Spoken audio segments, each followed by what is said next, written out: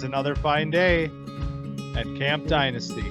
I am Counselor Austin, joined by Counselor Collin. We are talking about week 5 of college football, baby. Already. I mean, the season's flying by, stacking up weeks. Oh man, fun week. A lot of new names coming from your end of things. Some old names coming from my side of the camp, you might say. Yeah, it's a nice blend this week. If you are interested to find out some new names of this season with campers, we got some of those. We're playing some of the hits this week too. It's going to be an all around nice experience talking about week 5, I think. But yep. On that subject, Collin, you are back on top. Tails, which does fail, we have learned the past 2 weeks. It did not fail this week, and you got the first pick. Yeah, Tails fails very infrequently, but apparently it does fail every once in a while. But this week, I won the rights to give Brock Bowers a badge.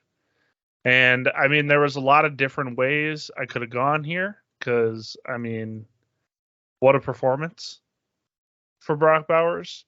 But I gave him the Look Ma badge. One hand. So, in reference to his back-to-back one-handed catches that he had in this game, almost reminiscent last week of the back-to-back stiff arms that he had. And he did it again. He had, an incredible game. He went 8 catches, 157 yards, and a touchdown. Of that, 4 catches, 121 yards, and a touchdown came in the fourth quarter alone, including those back-to-back one-handed catches. I mean, there's not much else I can add to what I said last week.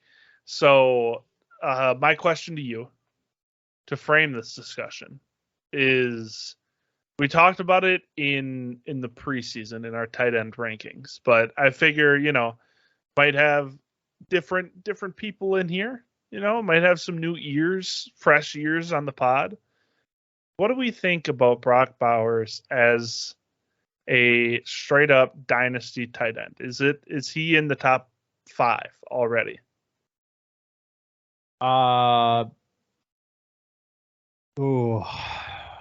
Yes, he is. Okay. But the reason it's a painstaking thing to say is if you've checked the top 5 dynasty tight ends as of late, according to KTC, which is now a part of this program, we'll talk about that later on. Yeah, someday get us on the bill. But if you're following what everybody in the community is thinking about the tight end situation in Dynasty, you will realize at this point in time that if Brock Bowers is already a top 5 Dynasty tight end, which in my opinion he should be, was the second that he's drafted, that would mean that some names are getting pushed out, most notably Kyle Pitts, who was the player that this player is supposed to be, right. Or at once upon a time, Kyle Pitts was in this position of right. He's already dynasty tight end 2 before he's drafted, yada, yada, yada. And we know how it's turned out. So I am curious to find out how this is all going to cascade down to Brock Bowers when we get to draft season next year. If the community as a whole is going to overcorrect on this, because I'm not afraid of, what's going on there. And, my opinion on Kyle Pitts, we could spend the whole podcast talking about it, but Brock Bowers is still, as of this moment, still my number 2 player in this class overall for Dynasty. So yeah, I haven't lost any faith. Yeah. So like you said, the top 5 right now, according to the community, is Travis Kelce, Mark Andrews, Hawkinson, Laporta, Pitts.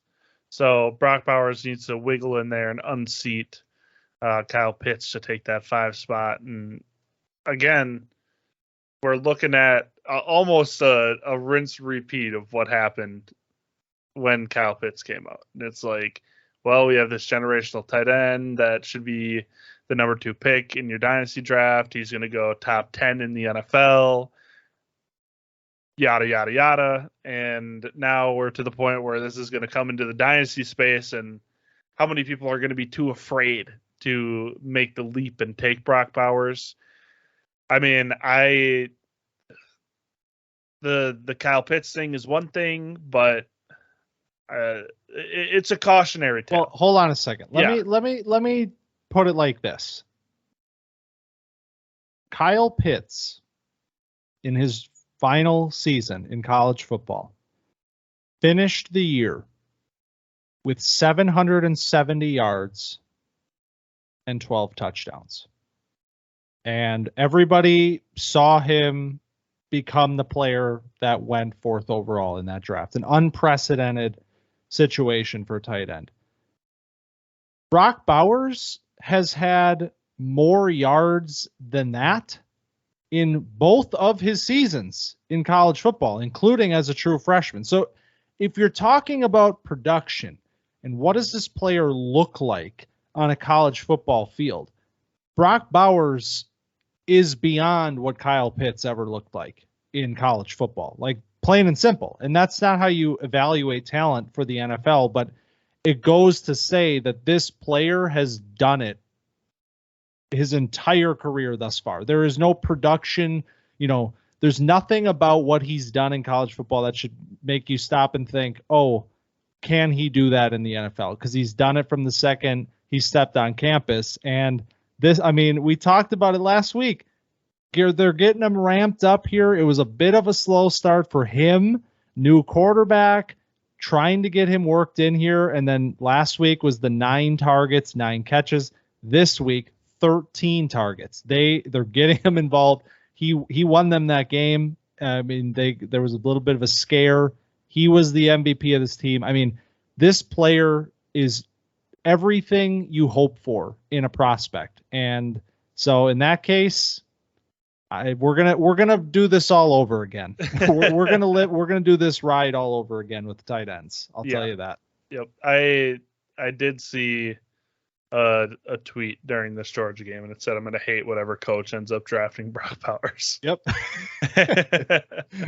So you just gotta hope that it doesn't end up where he's on some team that won't use him or use him as a he's a great blocker. So he should be seeing the field 100% of the offensive snaps. But, and you know what? I'm not going to do it. But no. The Kyle Pitts stuff, it's not. There's a lot of ways to look at it. Brock Bowers will not ideally be in that environment, in that situation. Let's get him a quarterback that can deliver the football at least halfway efficiently, and we'll talk at that point. But amazing week. Yeah, before this turns into a Kyle Pitts therapy session. It's not going to happen. We did the therapy in the springtime. We're not doing that again. I'm reconciling it. We're on Brock Bowers. He's a god. He is a god. All right. Let's talk about a new name to the program. My first badge of the week is the Will Breaker badge, going to Brian Thomas Jr., wide receiver for LSU, also known as wide receiver U.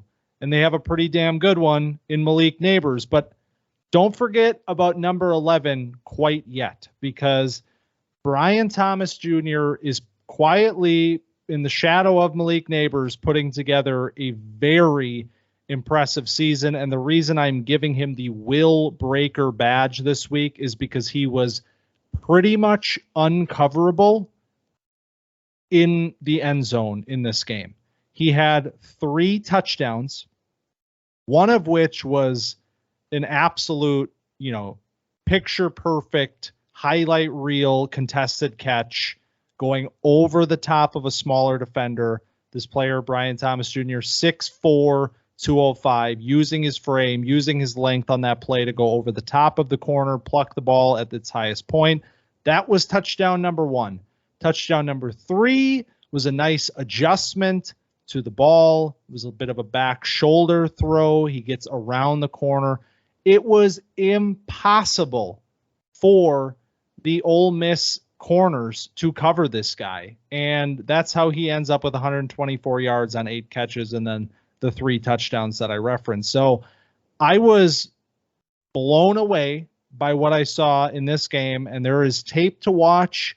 There is a lot I don't know about this player yet, but I think at this point in time, he has made quite an impression on me. Yeah, I was wowed, to say the least, by Brian Thomas in this game. I mean, the physicality that he plays with above the rim, per se, where he is just going up and the corner has no chance against him.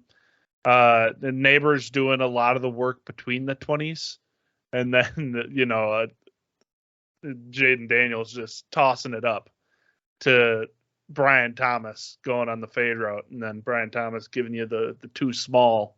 Yep. And, Yep. And yeah, so this it's my type. This guy's my type through and through.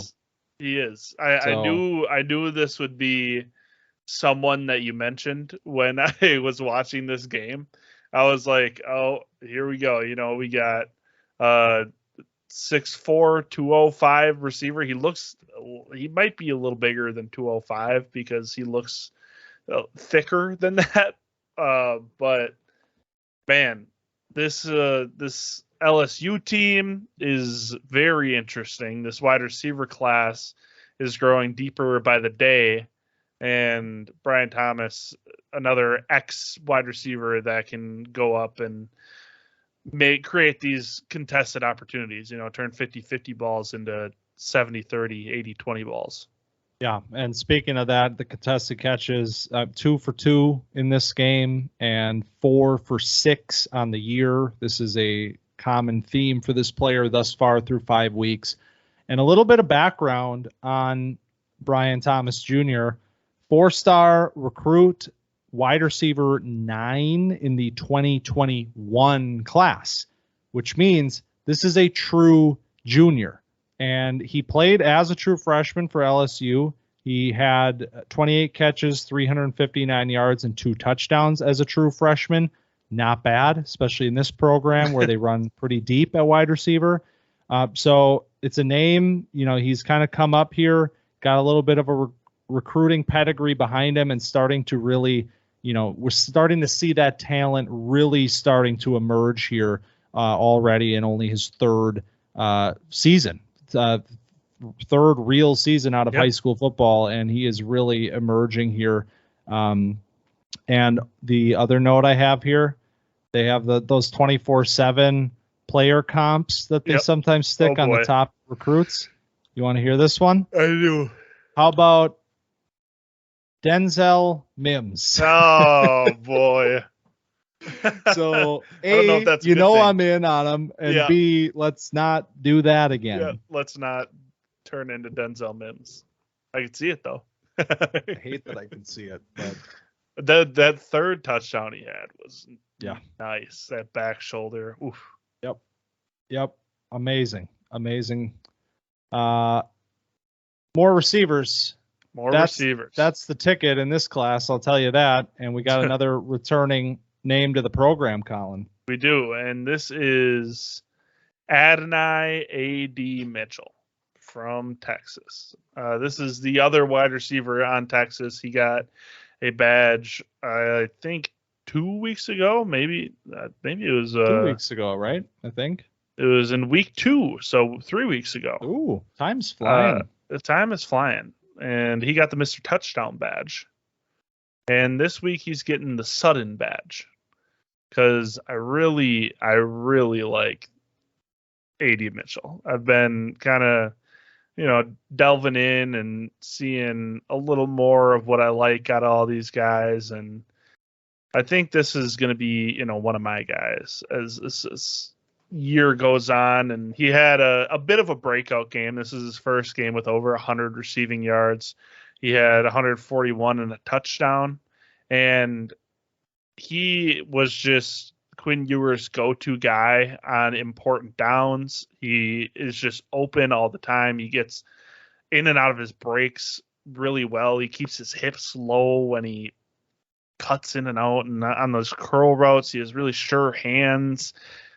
He's really aware in space. He's good against zone because he can kind of feel where to sit down. So I'm really liking the development that I'm seeing out of this player, because, I mean, he was fun before, but it's turning into a little bit, more of like, oh, is this guy actually real? And I mean, he doesn't do a ton after the catch, and he's not like a burner. So both of those things are kind of knocks where it's like, well, I didn't see a ton of speed out of him in this game specifically. Well, we talked about him in week 2. There was true. That post route where I was like, wait a second. This guy's 6'4". He's running like that. But to your point, no. That's why this game was so interesting for AD Mitchell, because this is not really what we've seen from him up till this point. And there's a lot of questions with the player just simply based on volume. He doesn't have a lot of volume in college football. He dealt with an injury last year. Through 4 games, I mean, we talked about it at the time in week 2. It was like every pass he catches is a touchdown. But other than that, he's not really getting super involved. And you look at targets per week. I mean, the last 2 weeks leading up to this game, 4 targets, 3 catches. Like, he's involved, but he's not featured. Well, now all of a sudden you have this big game against Kansas, a top 25 matchup, 13 targets, 10 catches. And you talk about, a player that maybe starts to show you a little bit more than you thought he was, as potentially just like a field stretcher, a deep play threat. At least that's kind of how I was pinpointing him, but he showed off a lot more in this game. And like you said, definitely encouraging for his potential development. Maybe with the ball in his hands, he's just not it's just not very it's impressive. It's a stride thing. It's build up speed maybe. And he's very thin, and it shows when he's running after the catch too, because he gets taken out on first contact pretty much every time.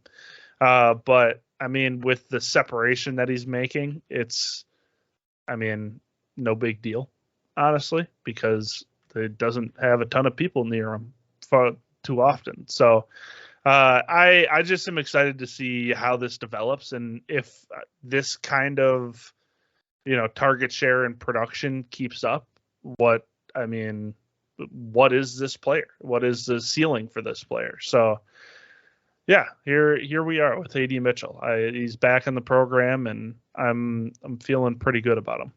Yeah, the ceiling is the question here. The ceiling with this player feels immense. Yeah. And it's just a matter of, can we trust it? Can we get to the point in time where he's getting into the draft? Can we trust him as a fantasy producer? What sort of role is he going to have? Those were the questions with him, but weeks like this helped clear those up real quickly. Yeah, absolutely. And that's why it's like, if we see some type of consistency out of him, where he's doing this more than just, one-off. If this is his one big game, then it's a different story. But if he can, string together a few 13 target games, then you start to, think a little bit. Let's keep talking about wide receivers, please, because, and here's another returning name to the program, but we haven't talked about this player since week 1 of this season, when he had 4 touchdowns in the opener for Ole Miss. I am talking about Trey Harris. So Brian Thomas Jr. on one side of the ball in this game, Trey Harris on the other side of the ball. This was a phenomenal game, high-scoring game, came right down to the wire, and the player that put it away was Trey Harris. And he is getting the shifty badge from me because this is a big man, 6'2", 205. But man, does he have some wiggle for a player of this size. And you saw it on the final touchdown there, what ended up being the game-winning touchdown, where he makes two players miss on his way to the end zone. It was like I can't remember if it was like a bubble screen. It was like a really quick throw, and they just put it in his hands and said, get to the end zone. That's exactly what he did. Lower body, looked incredibly fluid, and he finished it, and they won the game. So, I mean, we talked about this in week 1, Collin, 133, 4 touchdowns at that point. What is this player transferring from Louisiana Tech to the SEC? Quiet in the last couple weeks, but right back onto the radar this week with 153 on 8 catches and that touchdown that I referenced. Yeah, he's a very, very good player after the catch. I mean, week 1, we gave him the untouchable badge because he seemingly, could not be tackled by anybody. And like you said, it was a little smoke screen on that touchdown where he just catches the ball and the offense has, faith that you're going to go get that 8 yards.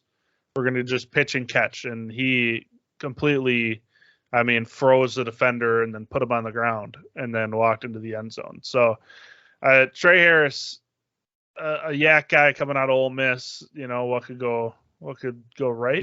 I guess what could go wrong. I feel like what could go right is a better way to say it. Because yak wide receivers out of Ole Miss, you just draft them. You don't think about it. You just do it. Exactly.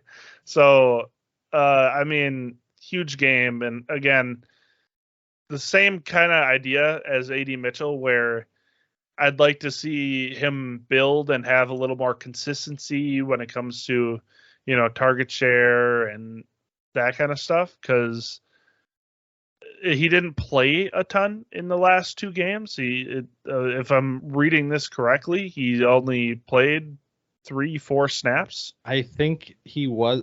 So this is bad hosting right here, but I'm pretty sure he was dealing with some sort of an injury coming out of week 2. So he played 7 combined snaps in the last 2 games. He was targeted 4 times. So, you give him the pass there, and then he comes back, in the 2 full games that he's played, he has a combined 186 yards. So, getting together some consistent, healthy weeks where you get to see him week in and week out as this number 1 receiver for Ole Miss, which was not expected in the preseason. Neither of us thought that Trey Harris was going to be the guy for this offense, but it turns out, when he's playing, this is what he's doing. So, it'll be pretty sick if he is this kind of player for the rest of the year, because I don't know if we have a better, I don't know if there's a yak guy like this near the top of our rankings, because it seems like we have a lot of similar type guys. Igbuka is really good after the catch, but I feel like Trey Harris is cut from kind of a different cloth than a lot of the guys that we have in our rankings right now. Yeah, definitely. And so, yes, there was an injury. He exited in the first half against Tulane in week 2 with a knee injury, which limited him against Alabama. And this is what you see when he's back at full strength. So did he miss week 3 completely? Yes. If that was not a bye for them, then yes, he did not play.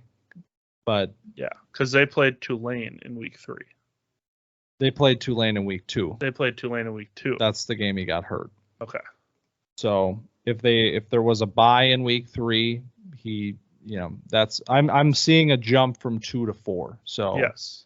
Again, terrible journalism is happening right here. But how about this? I'm prepared on how good of a player Trey Harris is, because in this game it was 98 yards after the catch, averaging 10.5 per reception after the catch right now. So That's what we're talking about here. You talk about, is there a better player after the catch? He's making a case that he is one of the best, at least of a player with this sort of size in this class. And there's a lot of bigger guys in this one, but not any of them, or at least not many of them, move like he does after the catch. And final thing I'll say about Trey Harris, one of these fun stats, these fun advanced stats that we like to look at, yards per route run, currently second in all of college football in yards per route run. Trey Harris, 5.25 right Who's now. number one? Somebody that it plays for a school that I think we would make fun of if they were on the program. Okay. So All right. that's He missed the Georgia Tech game. okay. So week 3, there was a game. 3. Yes. And so, yep, there you go.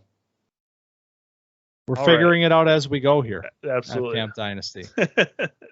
Are we still talking about receivers? We sure are. Yeah, we are. Give me the next one. So first of all, I want to say that Oregon released their jersey that they're going to be wearing next week. Probably the coolest jersey I've ever seen in my life. Incredible. I mean, we know that Oregon has good jerseys, but this one, I mean, it's a throwback, and just go check it out, because I mean, man, I don't know if I could even describe it. But the reason I bring that up is because Troy Franklin's back on the program. This guy you introduced to me at the beginning of the season, and I can't stop putting him on the show because I love him so much. I mean, he's so good, man. So he's getting the 7-Eleven badge because he's always open. Oh, great badge. Great badge. I mean, he had 7 targets, 7 receptions, 117 yards. I have a stat here. He's on pace for 76 receptions, 1,284 yards, and 14 touchdowns, which would be would break basically all of Oregon's single season records for a receiver. And he looks good while he's doing it. I mean, he's a smooth route runner, and he was just dicing up Stanford a week after, I mean, picking apart Colorado. His worst game, he has 83 yards. He has 7 touchdowns already on the season. So he's on pace to easily beat what he's ever done in his career. And I mean, thank you for bringing up Troy Franklin to me, because I was a little skeptical to start the season, but I'm a firm believer that this guy is he's special. Yeah, the more weeks that go on, the more it becomes a very real thing that in an absolutely loaded wide receiver class, this is one of the best players in the class, undoubtedly. I mean, you can see what he's doing on a week-to-week basis in the stats columns. You know, that's very easy to see. 535 yards already this year. I mean, incredible stuff right now in the Oregon offense. But just how nuanced he is, how crafty he is, how sudden he is out of on his release, out of his breaks, it's all very clean from a player with size that plays the X position. Everything just flows with Troy Franklin's game. He's a very enjoyable player to watch play the wide receiver position. And yeah, I love the player. I do. And this was his 89 with PFF grades. They'll make an appearance once in a while on this program. This game was his best since that infamous Portland State game, if we're talking about PFF grades. So he's just building on these performances and continuing to get better as the season goes on. He's the kind of player that, you know, you're watching the game and you don't realize like how well he's doing. and then you check the box score after, and you're like, oh my god, he has 100 yards already. Yeah. It's just like it feels so easy for him to just like rack up. Well, and what's funny in this game too is his first catch didn't come until 9 minutes to go in the second quarter. The entire first quarter, he didn't have a single catch. Yeah. And he finishes this game with this stat line. I mean, touchdowns, all of it. So incredible. That's how, I mean, I was watching the Georgia Ole Miss game, or Georgia Auburn game, and it was like, oh, can we get Brock Bowers the ball? And then it just all came in the fourth quarter.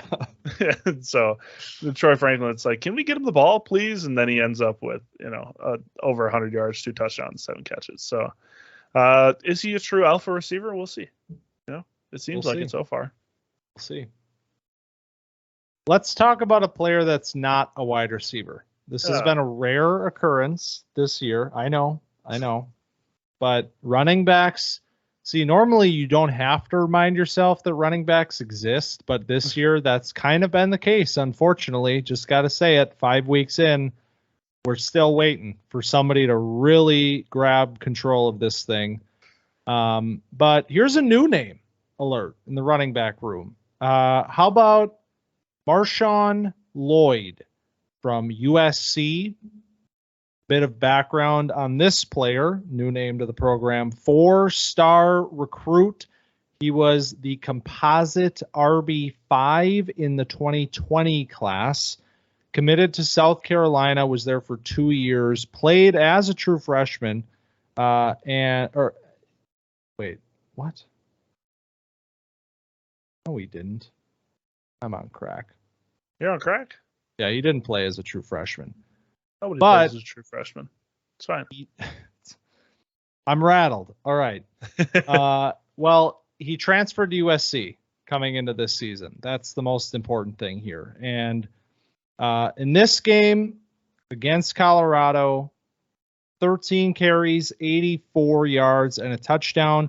Nothing spectacular, but I'm giving him the rewind badge this week because of the highlight reel play, which arguably was the play that means the least for me when I'm evaluating him, because how do you allow this player to turn completely around and get from the left side trying to run between the tackle and the guard? Oh, wait a minute. I don't want to do that. Let me just turn around and run all the way back around and finish it for a touchdown. That is what the Colorado defense allowed Marshawn Lloyd to do. But, man, just some of his more, the less flashy, the less sexy runs in this game, really impressive. I mean, I thought he's a bigger player here. Another one of these bigger backs. His class kind of full of them. I mean, only 5'9", but he carries 210 pounds, very thickly built.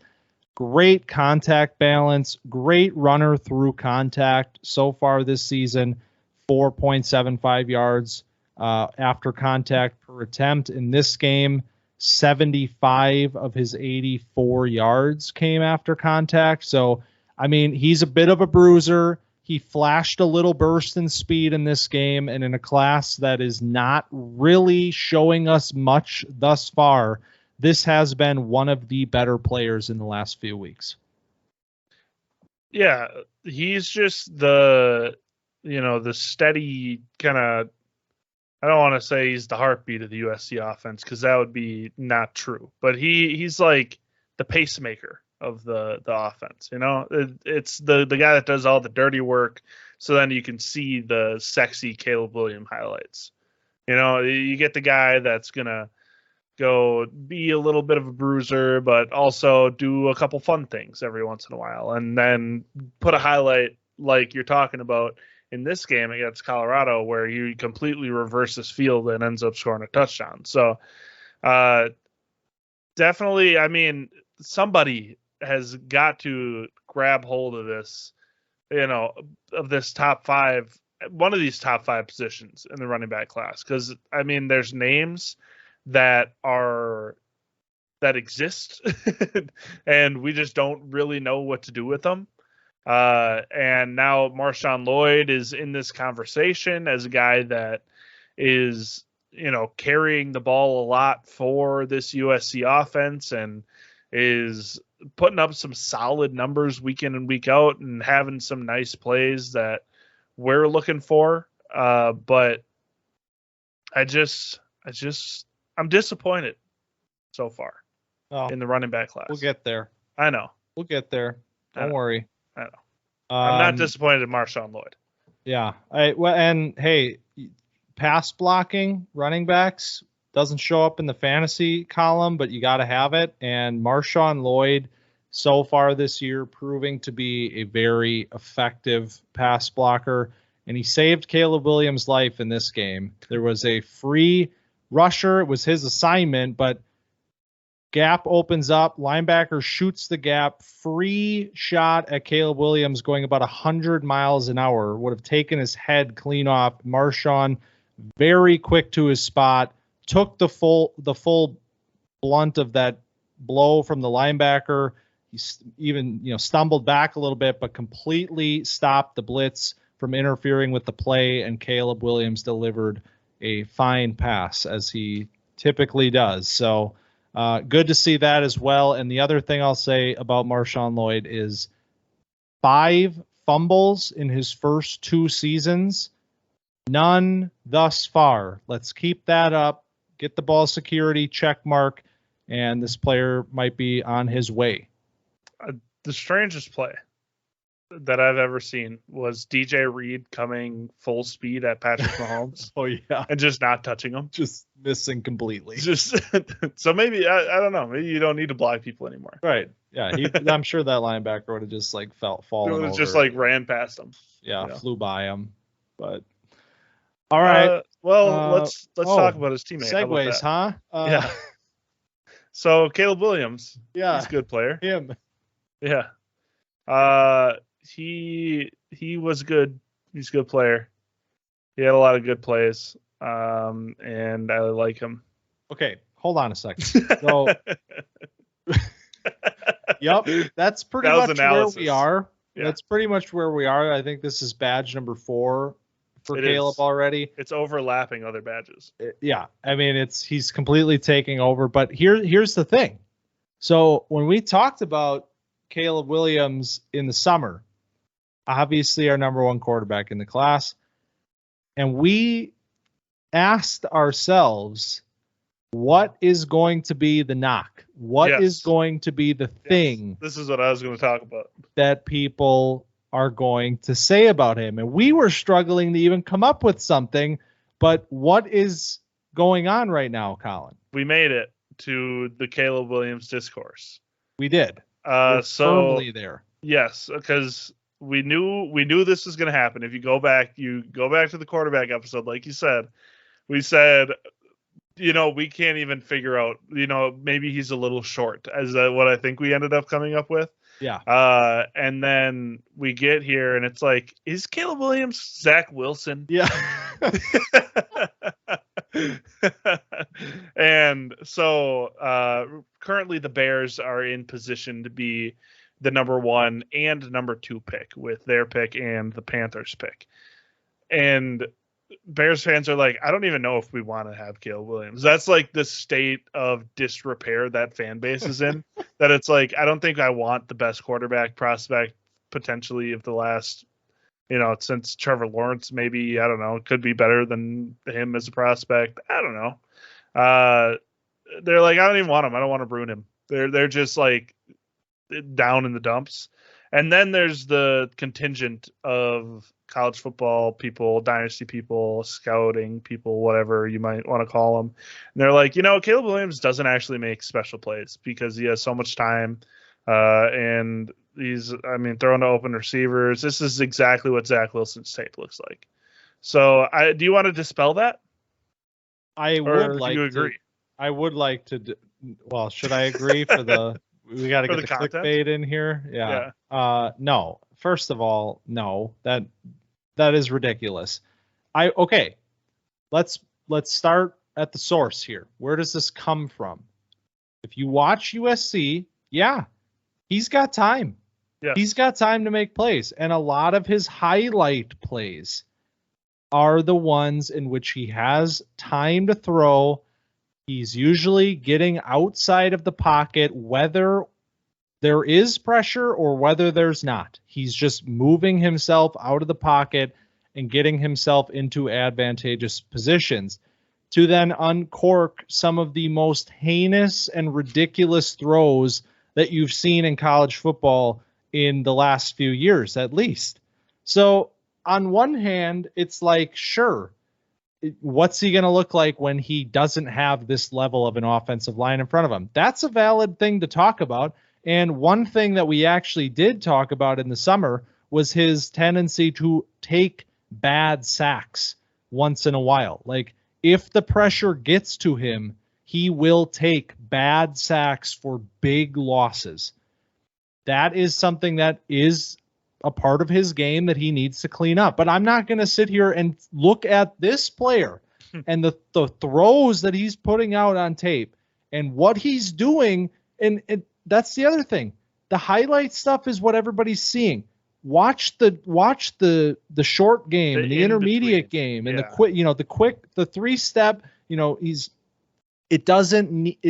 it's not always what you're seeing in these ridiculous things. He's getting the Mahomes treatment where the only things you see are like, oh, I threw it underhanded, I threw it behind the back. Right. You don't get to see the boring quarterback stuff that he does, which he does at an elite level as well. Yeah. So the play that circulated this week, because there's at least one a week, was one where he had like 7 seconds to throw. He had a long time. He was sitting in the pocket.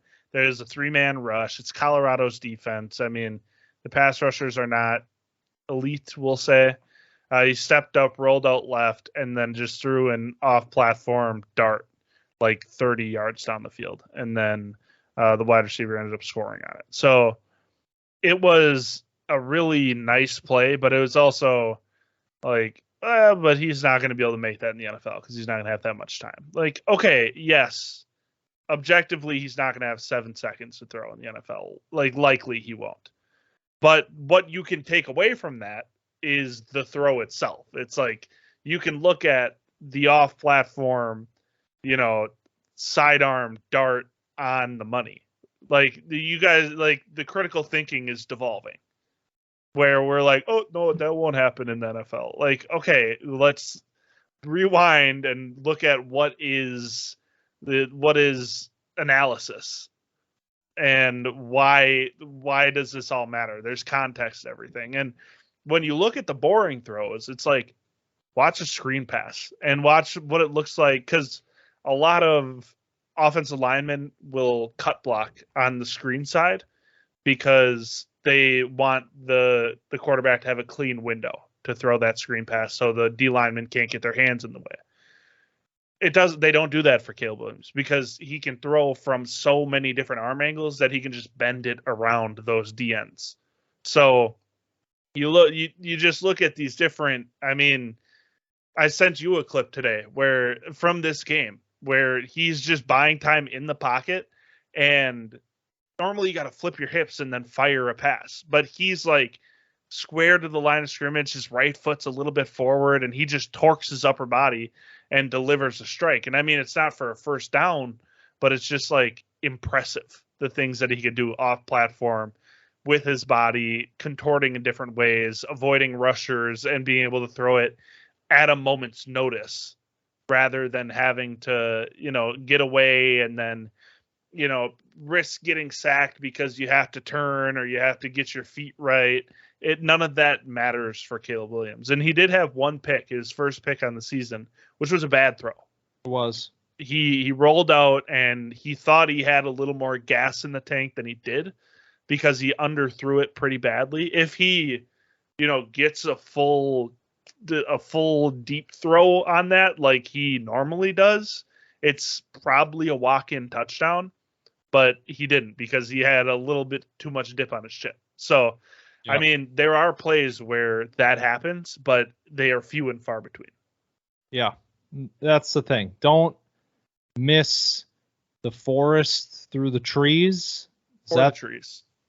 Because you look at the trees, you miss the forest. Right. Yeah. Don't do that because this player is too good to do this early right now. And there's too much of it on Twitter. It's only October. I can't do this for 6 more months. I just can't do it. So let's pick this back up in February if we really want to, but not now. Let's enjoy this while it's happening. And we also, I mean, we've been talking about him not going to the NFL next year. What Chicago. Do you think about, I mean, that seems like a pretty I'm going to return to school sort of situation. But I don't know. Who knows? I mean, if anybody can do it, right? It's got to be him. That's Turn right. around, save the city of Chicago. They missed Mahomes, and now they need to make up for it by getting Mahomes 2.0. Yep, exactly. All right. We have one final badge for week 5, and we're going back to wide receiver here. We're going back to a returning name to the program, but how about Torrey Horton, who made his first appearance on Camp Dynasty in week 3, coming out of that Colorado State game in which Torrey Horton was the Colorado State offense, essentially, with 18 targets, 16 catches. This week against Utah, not State, not full-blown Utah. How about Utah Tech? If it's one of those things, man, where it's like, this is one of those like Bishop Sycamore things. Like, this isn't a real college, but they got on the schedule Colorado State this week.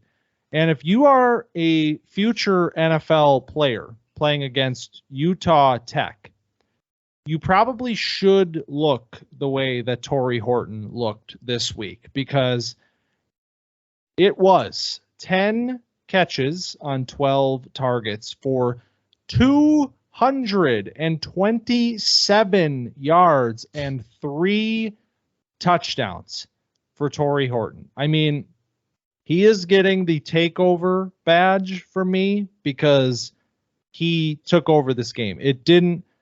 I can't believe there was even film out there from this game. It was one of those like high school cameras where it's like way up in the box and it's like only one angle and there's no production value, but by God, it was recorded, and it just looked like he couldn't stop having fun on the football field. Like, it was like every catch he's dancing, he's screaming. It's like, you guys cannot touch me, and I love this. And it was an amazing performance. Yeah, I mean, they're playing the JV team, and he looked like a varsity player. Is how it all was. It was like when varsity gets they're doing the green versus white scrimmage, and he gets to just run rampant all over this Utah Tech school. Well, and but listen, okay, he looked good. He actually looked good. It's a fake school. How about 135 after the catch? Yes, flashing some wheels. I mean, he's got speed. Like, he was obviously, you're going to make these guys look slow, but he made them look like really slow. Like, not like he would have been doing this to anybody. Not fast. That's what slow means. God, we're devolving quickly here. How about also a great block? You're playing the JV team. Why do you even get up for this game? Well, Torrey Horton does, and he threw a killer block on the first Holker touchdown of this game. Holker also had another nice game. Remember him from the Colorado game. Torrey Horton downfield throws a nice block, lets Holker get into the end zone as well. So he's a gamer. He shows up for all the games. On what was his second touchdown, what I really appreciate is that there's just a cut in the middle of the touchdown run that, like, he gets to the 15-yard line and it just cuts and he's like at the 10-yard line. They had to splice the film together. The camera ran out mid-play. So yeah, it died. The iPad that they were filming off of died.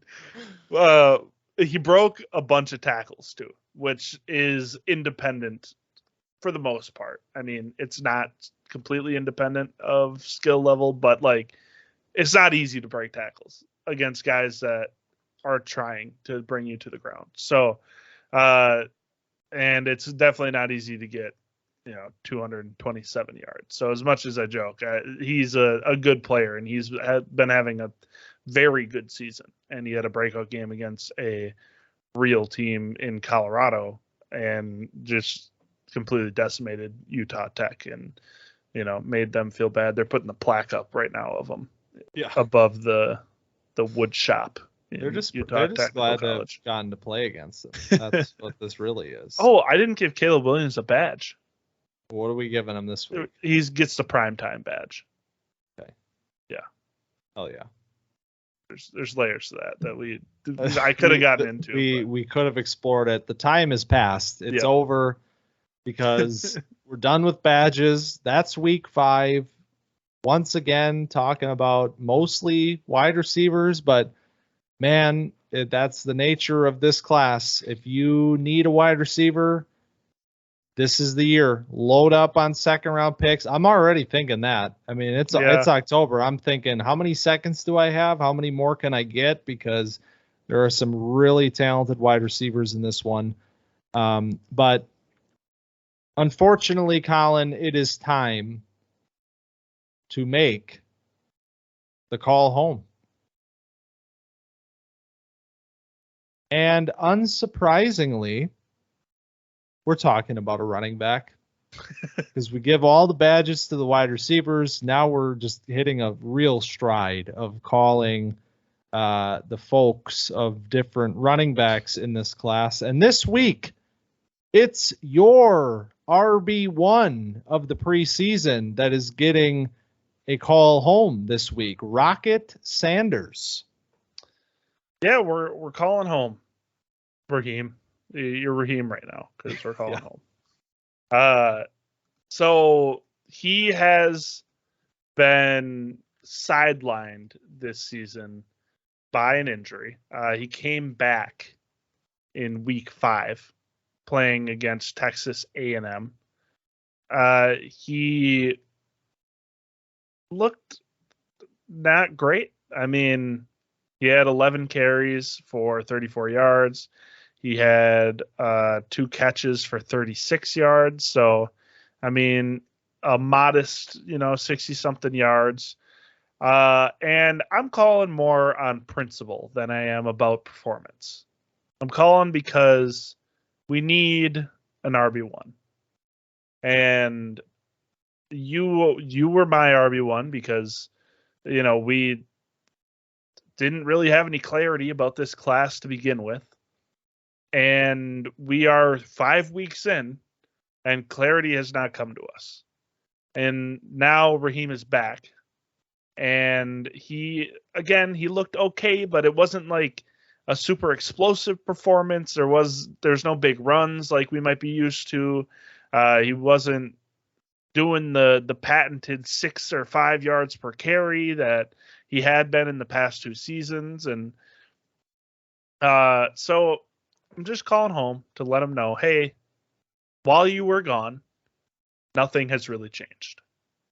So I need you to become the RB1. So number 1, I can be right. And number 2, we can feel a little better about this RB class because right now, not feeling so good about it. Yeah, I mean, it's tough. You call home because of the nature of the situation. Obviously, the player is, first game back from an injury. We're going to see how, he works back from this. And if we get to that point, if we get back to this player that had nearly 1,500 yards rushing last year for Arkansas, I mean, but the 2 games that we have seen from him, the first game of the year and now this game, I mean, pretty much across the board, everything is very questionable. And I'm not going to, you can't sit here and judge the guy on 2 games. No. But it it's worth saying that, 2.8 yards per carry week 1, 3.1 yards per carry in this game. His longest run of the year is 14 yards. This is a player that makes kind of a living on a moniker of Rocket, because we've seen, all of these breakaway runs from him last season. And 1.77 yards after contact so far per attempt this year. Not great for a player that we already had some questions about his physicality and his ability to run as play the power game as a player that's 242 pounds as the running back. So there's a lot of questions here, and he has to answer his own questions, injuries or not, down the stretch as we get through the rest of this season, because all these other guys, there's questions for them. He has them as well. And like you said, the opportunity is there for him to reclaim that title of RB1 potentially. But so far, not what we were expecting from Rocket Sanders. Yep, 100%. I mean, missed a couple games with ambiguous knee injury. So we don't know exactly what's going on, as sometimes happens with college schools in general. They won't release exactly what's going on, which I think is a little weird, but we'll see. I mean, I'm sure one of these guys is going to end up popping up. So we'll get there. We'll just have to be patient, which is not working for me so far. It's hard. It is. We play Dynasty, so we know that we're not patient here. It's not like this is like a long-term game or anything. It's Well, speaking of that, we are now going to gather around the campfire, Collin, and recollect on the campers of old, because it's time for All Grown Up. And so I'm just talking about patience, right? And here's the best part about All Grown Up, and specifically the way we're doing this now last week, bringing more of a value angle into things. And it really paints an illuminating picture of the sorts of folks that play the game of Dynasty. To watch the week-to-week swings on these players, rookies, campers from 2022. I mean, I did it again. They're 2023 campers, everybody. I get it. I'm trying to figure this out. Listen, they were campers in 2022, 2023. I get it. And then they were drafted in 2023. It is 2023 right now, which confuses me because it doesn't feel like we drafted these guys 6 months ago. But that is exactly what we did. So then can you explain to me why we're seeing some of the things that we're seeing so far through only 4 weeks of these players' careers? Namely, Jahmyr Gibbs, a player that has been hotly debated, one of the top overall campers from last year, finished as player number 3, I believe, for both of us. And his dynasty value right now, he is holding firm as dynasty RB3 still, but the value, according to KTC, is in a declining period. The gap between him and dynasty RB4, which is currently Breece Hall, is very quickly shrinking. So what do we make of all this with Jahmyr Gibbs right now? Are we panicking? I'm not panicking. I have zero panic in my bones because I think Jahmyr Gibbs is a good player. So the community is the problem here. The cesspool that is wow. X. Oh, okay. Yes. I thought you were trying to say if you play Dynasty, you are a no.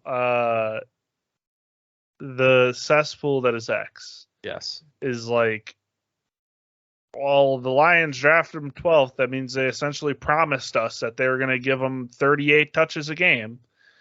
So we drafted him this high, and now you're not using him how I thought you were going to use him. So you guys are stupid.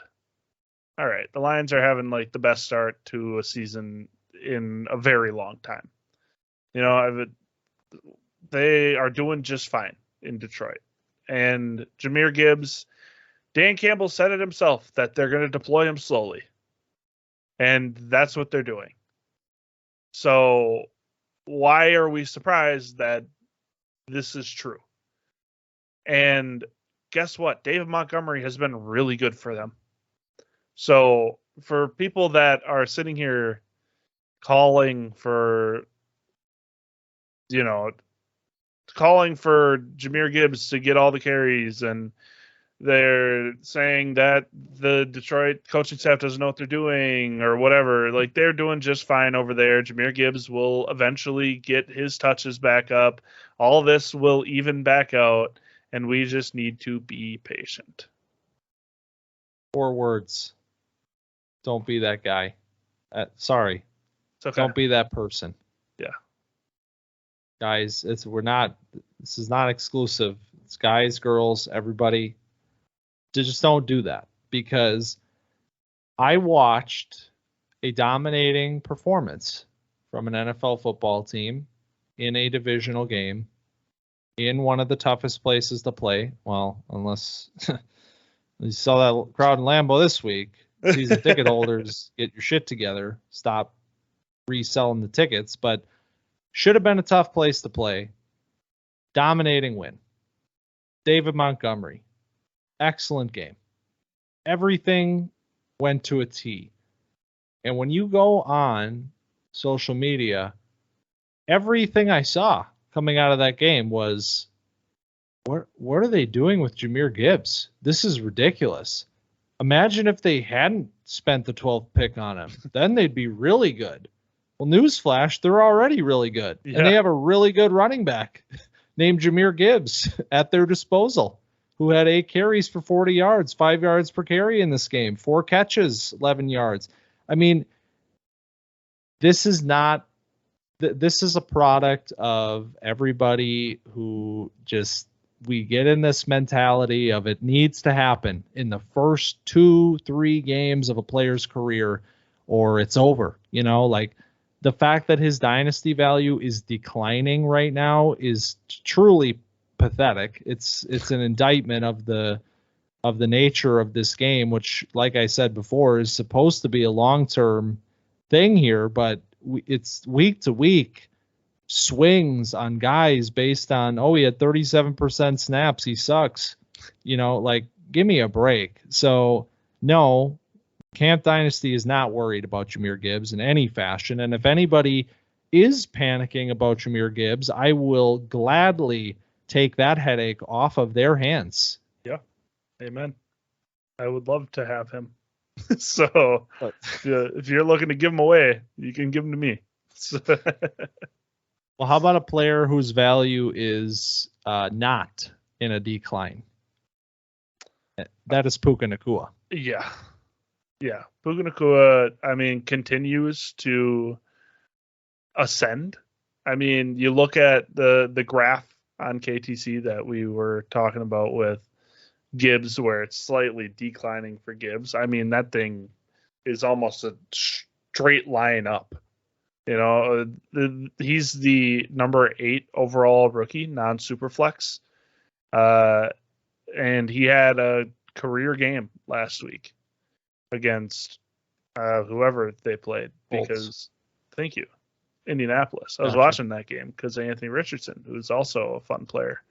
But he finally scored a touchdown, which I thought that he was plagued with the Jacoby Myers curse, where you just get peppered with targets and you get a load of catches and ends up being all for naught because you can't score a touchdown. It's not really all for naught because, you know, you still are breaking every record there is to break out of a rookie. But what do we even make of this? I mean, he has all of the stats. He looks good. He's the best player against zone coverage. I'd love to play a game. Let's play a game because I want to hear your thoughts on this. Okay. You are the one who we didn't talk about Puka Nacua last year nearly enough. Right. But you drafted him in our primary league. Yep. He's on your team, which means you are a genius. Thank you. And I would like to get your take on something because right now, Dynasty wide receiver 24. And that was today. And usually this adjusts through the week. I'm expecting this to climb even more following this performance. This is 4 weeks now of seeing Puka Nacua playing at this level. That's going to get this guy into some serious conversations for Dynasty wide receivers. So the game I'm going to play is that I'm going to say a wide receiver. And you're going to tell me if you would trade Puka Nacua straight up for that player.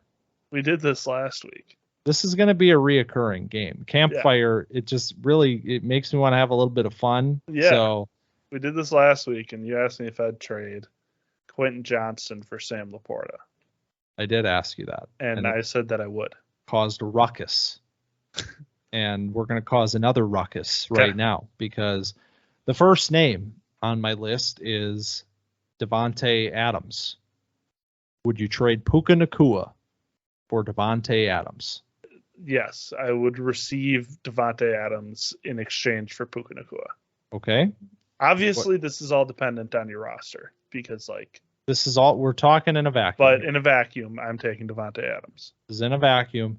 So you are in alignment with the Dynasty community. Davante Adams, wide receiver 18 right now. So still Nacua 24. How about Deebo Samuel?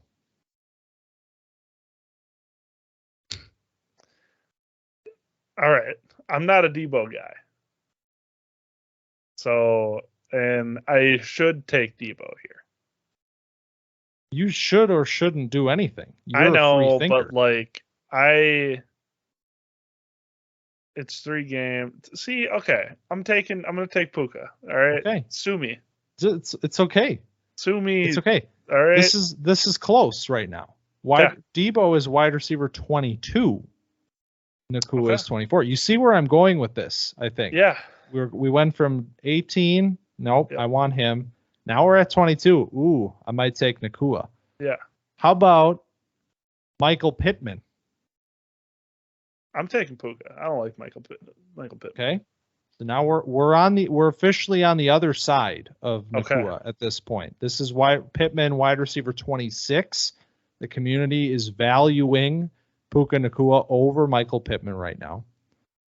And the last name I have on my list, Quentin Johnston. Oh, okay. Wow. Very recently drafted many spots ahead of Puka Nacua in a Dynasty rookie draft. What a day that I'm going to take Puka Nacua over Quentin Johnston. Why do we got to do this to Quentin Johnston? It couldn't have been anybody else after last week. It's a segue, right? We're going to do a segue here because Quentin Johnston, wide receiver 28.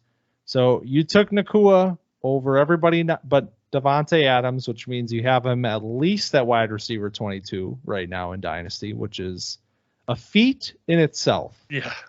But the segue here, this will be a quick one because I don't want to pour it on, but we might honestly have some encouraging words maybe in this one. Because while Nacua's value is reaching, points where people got to think about what they have and what they might get for a player like that. We're getting into that territory where are we holding? Is this a real top Dynasty wide receiver or is this a sell? On the other side of this is the player that I just mentioned, which is Quentin Johnston, who was a player that we were, I will say, cautious about at Camp Dynasty, but that did not stop us from drafting him in the middle of the first round this summer. But now, Quentin Johnston, from that point in time in June, when we did our drafts, we did our final rankings, we had those final conversations for this class, Quentin Johnston was Dynasty wide receiver 19. As of today, he is Dynasty wide receiver 28. So he has fallen 9 spots in a very short period of time, and this was the first week in the post-Mike Williams environment, and he had 1 catch on 3 targets for 18 yards. So 28 could easily turn into 30 by tomorrow morning. Are we buying? Are we in on Quentin Johnston? At wide receiver 30, essentially, I don't see why not. He had a little bit of a bump from when Mike Williams got hurt. He's going to be out for the rest of the season with an ACL. So you have to assume that he's going to be playing a lot more. I think his route participation went up to like 79% this week, and that's up from 40-something last week. I'm just trying to remember offhand. So if those are wrong, I apologize. But you got to expect that this will end up working, because what we talked about in the offseason was the Chargers need speed, and they need a guy that can take the top off, that can break these big plays. They need some more athleticism, some more juice in this offense. And Johnston still provides that. He just hasn't quite showed it yet. So, if someone's selling, I'm buying. You remember what else we said about Quentin Johnston in this summer? Very recently. A lot of things. We did say many, many things, but one thing that we did say, don't expect to see anything this season. That's true. And that conversation ended with 2024 buy low, Quentin Johnston. That's true. Well, how about 2023 week 5 buy low, Quentin Johnston? Because people don't wait around. Yeah. Nobody's waiting. Okay. You look at the graph here for Johnston, it's very steady decline from the start of the NFL season till right now. If you have a situation where somebody thinks 5 weeks is an example of an entire career's worth of production for a 22-year-old raw wide receiver, I'll be buying on that. So you're saying Puka Nacua is not actually good because it's just a 5-week sample of a 22-year-old wide receiver. What? Am I getting this is Skip Bayless treatment right now? I'm just saying. You just said that Quentin Johnston's numbers are fake. Because he's a 22-year-old that's only had 5 weeks of no production. Right. I don't know. So I forgot. So I'm I forgot. flipping. Anybody who's good right now is actually bad, and anybody who's bad right now is actually good. So that's how this works here in Dynasty. So you're saying sell Puka? Well, okay. Maybe. Depends what they're offering, I guess. Right. Well, all right. You got another name on your list here. Wide receiver? Guy that near and dear to the program? You want to talk about him next? I don't have my list in front of me. I have the list. You want me to talk about him? I want you to remind me of who I texted you. So fire's it's like really warm right now. I'm having a hot flash. Losing it. Michael Wilson. Oh my God. Camp Mr. Dynasty's Sleeper. Favorite sleeper, Michael That's Wilson. Right. If the third round, go back. Dynasty rookie sleepers, Michael Wilson. We were championing Michael Wilson. Well, I'm not going to say that. There were a lot of folks that liked Michael Wilson as a player that maybe did not get to showcase his full ability in college football due to injuries. And there was reasons to believe that if he could stay healthy in a situation where there was not a lot of competition for targets, which is Arizona, that this player could vastly exceed his dynasty draft capital. And this week, Collin, we saw a little glimpse of what might be a really strong return on investment. Certainly not a Puka Nacua level return, but 78 yards and 2 touchdowns for Michael Wilson this week. This is currently the dynasty wide receiver 62. That is up from... Now, that's a buy. Now, yeah. But, and that's the thing. It's always like, let's wait for him to have another down week. Let's wait for him to have a couple of down weeks in a row, because he's up from wide receiver 88 in June. He's already climbed all the way up here over 20 spots to wide receiver 62. I'm expecting that to continue to rise following this performance. But I have one simple question. We don't have to play a game with Michael Wilson, but Michael Wilson or a future late second, what are you taking? Meaning 2025 or later.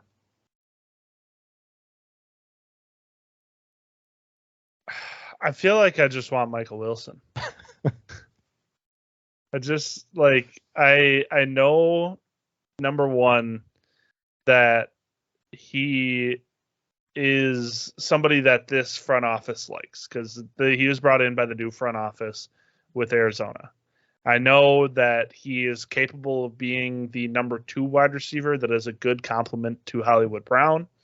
And I mean, you haven't seen like an astonishing amount of production out of him, but it's been steadily increasing in terms of yardage, in terms of receptions. I mean, he had 2 touchdowns, and touchdowns are a lot of luck, but getting 7 targets and 7 catches is not lucky, because Michael Wilson, he's a technician. I mean, I just like him as a player, and this offense is at the very bottom of where it can be. So I would want to get in on this now before Kyler comes back, before they start to build this up, hopefully build this up and, get in while the going is cheap. It's a tough one. It is a tough one. I don't have an answer. That's the benefit of asking the questions. Come on. I think at this point in time, I would keep the late second. Yeah, that's fair. It's very close. It's like, it's one of those things where he's doing what I hoped that he would, but you got to be a little bit conscious not to get too excited about it too quickly. But it is a very positive situation for Michael Wilson. You want to talk about some quarterbacks before we get out of here? Yeah, I think we could just run through real quick. We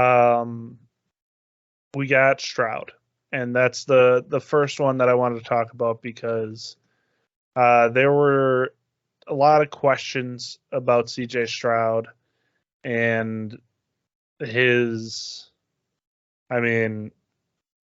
he going to translate, essentially? The athleticism was there. The mobility outside of the pocket was a question. Processing was a question because of the Ohio State offense. And he has come together and put together one of, if not the best, 4-game stretches from a rookie quarterback. And this is with like Nico Collins and Tank Dell, who are solid players, but they're not elite talent at the wide receiver position. This is with a patchwork offensive line, to say the least. I mean, they have so many injuries on that offensive line, playing against, TJ Watt and Alex Highsmith. That Steelers defense has been dominant in terms of pass rush, and he was just cool, calm, and collected and delivered pinpoint ball after pinpoint ball in this game. And I just wanted to give a little shout out to CJ Stroud, because he's not the dual threat quarterback that Anthony Richardson is, but I think he's just, a steady, high floor quarterback that you could pop in and be confident about having him in, especially if you have 6-point passing touchdown leagues. Yeah, I obviously love Stroud. Been beating this drum for a while, and it's kind of a chicken or the egg thing right now with these wide receivers. where it's Right. like, are Nico Collins and to a degree Tank Dell better than we thought they were, or is Stroud elevating them to be great NFL wide receivers right now? And it doesn't matter what the answer to that question is, because all that matters is that Houston is figuring it out right now, and they are a potential division competitor with this player at quarterback right now already. That is the level of quarterbacking that is happening from CJ Stroud, a player who I thought was very unfairly criticized leading up to the draft, simply because it was one of those things where you don't see it a lot on tape. So it's like, does that mean he can't do it, or does that mean he just doesn't have to? And it seemed to me like it was a doesn't have to type of a thing. And I think you're seeing right now the biggest criticism with Stroud: can he play against pressure? They don't have an offensive line, and he is picking NFL defenses apart with pressure in his face. So he has answered all of those questions. And quarterback 13 during draft season, quarterback 10 as of right now in Dynasty. And his counterpart, Bryce Young, where we talk about the guy who was the Dynasty darling at quarterback. The Young Stroud debate carried into Dynasty as well, because it was a matter of, flavor, was a matter of, what do you trust situationally? And honestly, I'm kind of kicking myself a little bit. I had Young as QB2 over Stroud, despite having the opposite in my NFL rankings, simply because I thought the Panthers was a better situation. And right now, it is a terrible situation. They are currently in the number 2 spot, a pick they don't control, but that would be the draft slot right now, going to Chicago. And Bryce Young is having a lot of difficulties, but are we worried about the player, or is this a product of the situation, Colin? I am not stressing about Bryce Young, I wouldn't say, but situations can have an outsized impact on a player, and that's what I'm worried about with Bryce Young. Because, a kind of parallel universe thing where the Bears are now always linked to the Panthers with this trade. You can see how much Fields has regressed from year 2 to year 3. And in my opinion, that's due a lot to the coaching staff and the things that they are asking him to do, rather than just letting him be himself. And I think that the Panthers are doing that with Bryce Young. I think that they're just not letting him be Bryce Young. And they're like, no, you got to do this, you got to do that. And it's not working yet. And hopefully they'll figure out. Frank Reich is not a bad coach. So I feel like they'll figure this out. But we'll have to go through some growing pains. And that might be frustrating, and people might be, afraid because there's all these priors that people had with Bryce Young, with the size questions that are valid. He is small objectively, but I think we need to give this some time, because there was always going to be an adjustment with him specifically, because he's a smaller guy and people are just bigger in the NFL. And we just need to pump the brakes a little bit and let this develop, rather than saying, oh, well, yeah, he's too small to work in the NFL. It's not going to happen. Yeah, he, on the flip side of Stroud, this was quarterback 10 during draft season and is quarterback 14 right now. So you see the swings here through 4 weeks. Stroud is getting the lift, deservedly so, but maybe undeservedly so is Bryce Young taking a major value hit, putting him Still firmly a tier ahead, but now butting up against a tier that includes Brock Purdy, Dak Prescott, and Deshaun Watson right now. So not a place that I think he belongs in. And so, again, a situation where you can call it a buy. I would certainly hope that nobody is selling this player right now, but Wouldn't be again, surprised. we cannot be surprised by anything in Dynasty Fantasy Football. But the last quarterback, Colin, is the guy who was a first round one quarterback Dynasty pick, and he has only climbed since that point in time. Anthony Richardson, man. He might be my favorite player to watch in football right now. Just play in and play out. It's a little bit of a roller coaster ride, which we kind of expected. This was not a perfectly polished player coming out. But he is just so good. He had a little bit of a rough start. I think he had 5 completions midway through the third quarter. And then he kind of turned it on. They were down 23-0.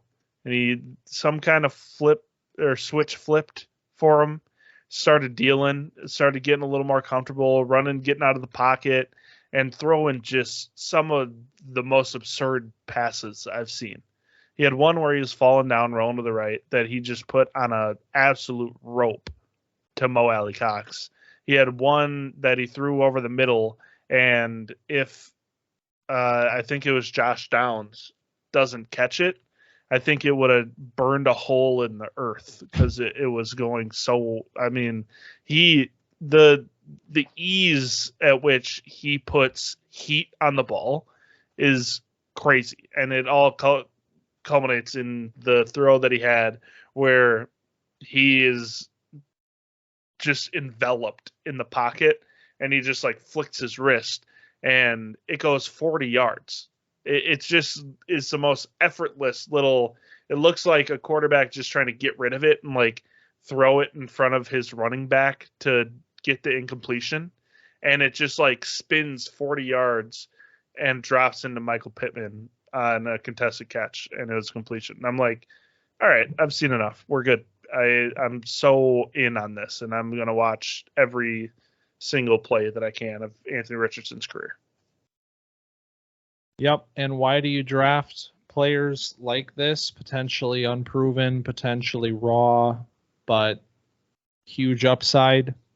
Well, how about through only 5 weeks of his NFL career, a player that this dynasty value that KTC assigns to each player, it's how they calculate their overall rankings. And if you use the trade calculator, this is what it is looking at. He was at a 5,400, which puts him in line of about dynasty asset 68, right up against DeAndre Swift. Right now, Anthony Richardson is dynasty asset 38, and he is in the conversation with players like Joe Burrow and Devontae Adams. So huge spike in value based on just a glimpse of what this player can be at the NFL level. And you said that's one quarterback. And this is one quarterback. Yeah. So super flex, I can look. I'm sure we're top 10 in Superflex. He is the 10th ranked asset in Superflex already right now. So it was a bit of a lottery pick. There's a long way to go with this player, but so far it is, in terms of value, working out big for somebody who took the swing on Anthony Richardson. Yep. And by no means is he a perfect player. That's not what I'm trying to say. Because the reason he had 5 completions through the third quarter is not because of everybody else. I mean, there's some off-target passes here. He's making some wild plays. He kind of looks like he did at Florida, doesn't he? He does. He looks a lot like he looks at Florida. Erratic, wild, and then all of a sudden it's like, holy crap, that's one of the best throws of the season. Yeah. It's like he looked at Florida with better playmakers around him. Yep. And that's, I mean, Jonathan Taylor is coming back soon, it sounds like. So going to have even more playmakers around him. So Anthony Richardson, I mean, this is everything you could hope for if you drafted him. And that, Colin, is the end of our week at Camp Dynasty. So, man, it's so amazing to think about 1 year ago at this time, talking about Anthony Richardson, talking about Jahmyr Gibbs, and now I'm sitting here already mad about the value swings for players, and like it's a crazy game that we play, Dynasty Fantasy Football. We'll be doing the same thing next year at this time with Brock Bowers, Keon Coleman. Why is Marvin Harrison not getting 13 targets a game? What are we doing? Yeah. Oh God. Oh man. Well, if you enjoyed don't just don't. When he gets drafted 9th overall to the Falcons, and deliver Michael Penix Jr. to Atlanta with a bow next April. I am begging somebody, or just let them lose out and deliver Drake May, and that'll be even better. But just anybody that has a live arm that can put it on, that can pass it accurately to. We all deserve better. Football fans, Dynasty players, everybody deserves better than what we have right now in Atlanta. We don't need Jonnu Smith in 2023. We don't at all. Nobody's ever needed Jonnu Smith, actually. But he was fun with the Titans. Patriots did for like $50 million once upon a time. But if you enjoyed Camp Dynasty this week, be sure to follow us on X, formerly known as Twitter, at camp_dynasty, and TikTok at camp.dynasty, and follow our YouTube channel where video feeds of the pods go up every week, and you can see Colin's nice background to find us on other various social channels, which may or may not ever be updated again. We will find out. It's true. I might just delete the Threads account. It was a good experiment. Well, it lasted. And went. Threads in general, I feel like, is already dead. But and of course, if you liked the Week 5 breakdown and subsequent conversation around the campfire tonight, be sure to like, rate, review, subscribe, and share the podcast. And that's what I have, Colin. I think you covered all of them this time. I think that's it. So we live in a world. Pinterest? Yeah, no Pinterest. Well, just share pictures of Brock Bowers, or that's gonna get. What do you do on Pinterest? All right, yeah, let's get out of here. Thanks for stopping by Camp Dynasty this week. We'll see you next week.